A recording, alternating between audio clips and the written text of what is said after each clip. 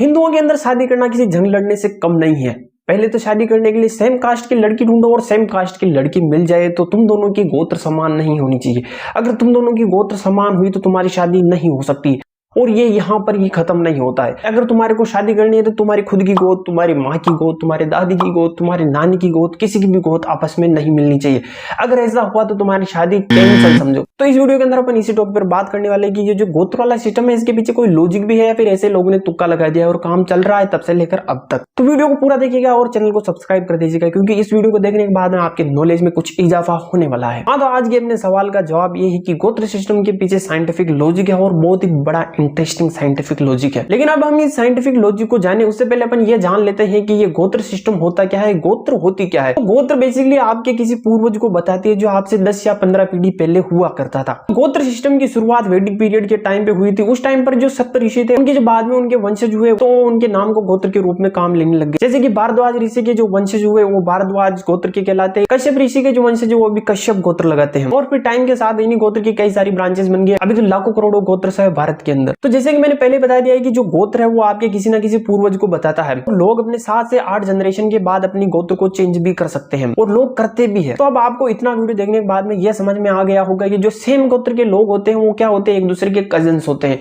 यानी कि एक लड़का और लड़की कभी सेम गोत्र वाले इसलिए शादी नहीं कर सकते क्योंकि वो एक दूसरे के भाई बहन लगते हैं। और साइंस के अनुसार जो कजिन्स आपस में मैरिज करते हैं तो उनके जब बच्चे होते हैं तो उनके अंदर किस प्रकार की डिसेबिलिटीज होती है और उनके बच्चों के अंदर ये डिसेबिलिटीज पाने के चांसेस 75% तक होते हैं। तो बच्चों के अंदर यह डिसेबिलिटी जेनेटिक मिसमैच और डीएनए हाइब्रिड कॉम्बिनेशन की वजह से होती है। और इसका सबसे अच्छा एग्जांपल ये है कि साउथ इंडिया के कुछ स्पेसिफिक रीजन्स के अंदर जब किसी व्यक्ति को एनेस्थीसिया का इंजेक्शन दिया जाता है तो उससे उसकी कास्ट पूछी जाती है। अब इसमें बुरा मानने वाला कोई बात नहीं है कि भाई तू अपर कास्ट का है तो तेरे को एनेस्थीसिया का इंजेक्शन देंगे या फिर तू लोअर कास्ट का है तो तेरे को एनेस्थीसिया का इंजेक्शन नहीं देंगे। नहीं भाई, ऐसा कुछ भी नहीं है। बल्कि इसके पीछे का कारण यह है कि साउथ इंडिया के एक स्पेसिफिक रीजन के अंदर एक आर्यन वेशन कम्युनिटी पाई जाती है जिसके अंदर क्या होता है कि हिंदू होने के बाद भी वो आपस में क्या करते हैं, कजन मैरिज करते हैं। और कजन मैरिज करने की वजह से उनके जो बच्चे पैदा होते हैं उनके अंदर एक हार्मोन की कमी पाई जाती है जिसको सूडोकोलिनेस्टरेज कहते हैं। और ये हार्मोन तब काम आता है जब किसी व्यक्ति को एनेस्थीसिया का इंजेक्शन दिया जाता है और वो बेहोश हो जाता है तो उसको बेहोशी से वापस निकालने का काम यही हार्मोन करता है। जब किसी की सर्जरी कंप्लीट हो जाती है तो कुछ देर के बाद ये हार्मोन एक्टिव हो जाता है और एनेस्थीसिया के इंजेक्शन के असर को कम करता है और धीरे धीरे आदमी होश में आने लग जाता है। अगर किसी व्यक्ति के अंदर यह हार्मोन नहीं है या फिर इसकी कमी है तो क्या होता है, आदमी टेम्पररी सोने के बजाय परमानेंट सो जाता है, यानी कि कोमा में चला जाता है या फिर उसकी मौत हो जाती है। तो यही रीजन है कि साउथ इंडिया के अंदर जब किसी को एनेस्थीसिया का इंजेक्शन लगाया जाता है तो उसकी कास्ट पूछी जाती है। और इसका भी यही रीजन है कि जब किसी की शादी होती है तो उन दोनों को समान गोत्र वालों को शादी नहीं करने दिया जाता है क्योंकि समान गोत्र वाले क्या होते हैं, एक दूसरे के कजिन्स होते हैं यानी कि भाई बहन होते हैं। जब तक हमने जितना भी देखा उसके अनुसार तो यही साबित होता है कि जो गोत्र सिस्टम है वो 100% साइंटिफिक है और ये सच भी है। लेकिन साइंस के अनुसार ये जो डिसेबिलिटीज आने का खतरा बना रहता है ये पीढ़ी दर पीढ़ी घटता जाता है। जैसे कि आपने अपनी 7 पीढ़ी पूरी कर ली और फिर आप अपनी किसी गोत्र के अंदर शादी करते हो तो ये डिसेबिलिटीज आने के चांसेस न के बराबर रहते हैं या फिर बिल्कुल खत्म हो जाते हैं। अब यानी कि अगर आपको अपनी गोत्र के अंदर ही शादी करनी है तो आपको बस ये इतना सा सुनिश्चित करना होगा कि आप दोनों की 7 पीढ़ी के अंदर कोई एक दूसरे के रिलेशन नहीं निकले। बाकी आप शादी कर सकते हो, इसमें कोई मनाही नहीं। अब आप में से कुछ ऐसे भी लोग होंगे जिनके दिमाग में यह आइडिया जरूर चल रहा होगा कि भाई कजन मैरिज तो अंदर इस्लाम के अंदर भाई होती रहती है, वेस्टर्न कल्चर भी ऐसा ही है जहां पर लोग आपस में कजन से मैरिज कर लेते हैं, तो भाई उनके अंदर डिसेबिलिटीज इस प्रकार की क्यों नहीं देखी जाती है। तो इसका जवाब यह है कि ना तो इस्लाम के अंदर कजन मैरिज कॉमन है और ना ही वेस्टर्न कंट्रीज के अंदर कजन मैरिज बहुत ही ज्यादा कॉमन है। ये तब की जाती है जब